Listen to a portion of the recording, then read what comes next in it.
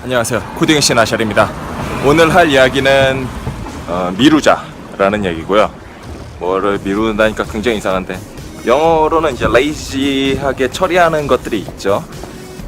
어떤 거를 얘기를 하고 싶었냐면요, 첫 번째로는 이제 최근에 굉장히 유행하고 있는 게 함수형 프로그래밍이죠. 함수형 프로그래밍에서 굉장히 중요한 것 중에 하나는요, 당장에 뭔가를 처리하지 않을 수 있다는 가능성에 대한 거죠. 흔히 모나드라든가 여러 가지로 이야기를 하는데요, 이게 함수형 패러다임을 이용해서 뭘 처리하는 경우, 예를 들어서 어레이 같은 게 있고 맵 같은 거를 이용하면은 어레이에 있는 각 요소들의 특정한 연산을 해줄 수가 있죠.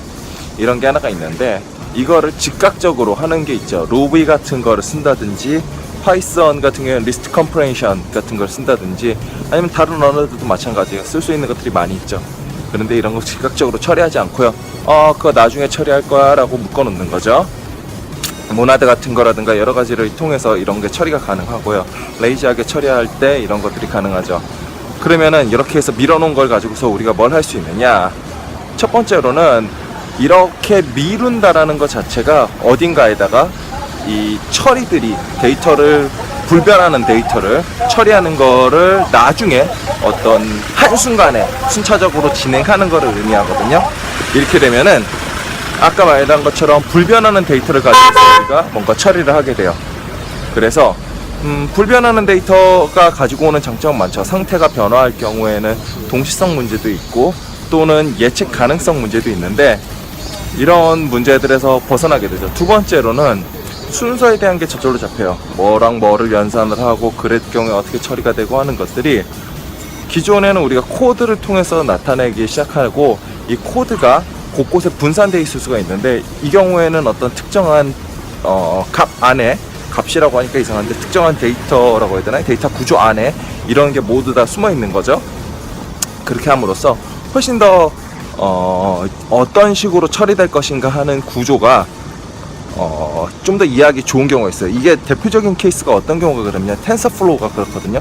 텐서플로우 같은 경우에는 값을 즉각적으로 얻질 않아요. A에다가 뭐를 넣고 하면은 A라는 어떤 텐서를 만들고선 거기에 값을 나중에 밀어 넣으면은 그것들을 세션이라는 개념을 이용해서, 세션을 통해서 우리가 그 계산을 하고 얻고 하게 되죠.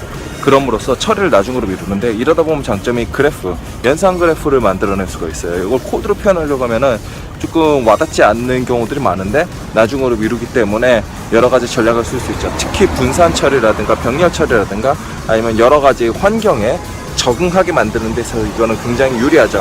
이런 것들의 단점이라면 리얼타임에서 되는 거기 때문에, 아까 전에 이야기한 것처럼 코드에서 구조를 나타내는 거는 정적이라서 상대적으로 코드만 보고 이해하기 쉽다라는 장점이 있는 반면에, 굉장히 복잡하고 방대하고 여러 가지 다이내믹하게 반응해야 되는 경우에는 이게 취약하죠. 하지만 제가 이야기한 것처럼 나중으로 미루는 작업들을 할 경우에는 굉장히 이런 것들이 간단하게 처리가 되죠. 미루는 타이밍은 실제로는 IO 처리를 한다든가 우리가 통제할 수 있는 환경으로 왔을 때로 작업을 미루는 건데요. 이거에 대한 거는 또 나중에 한 번 더 이야기를 하도록 하죠. 어쨌든 오늘은 이 정도 얘기를 하고요. 다음에 좀 더 재밌는 얘기로 다시 만날게요.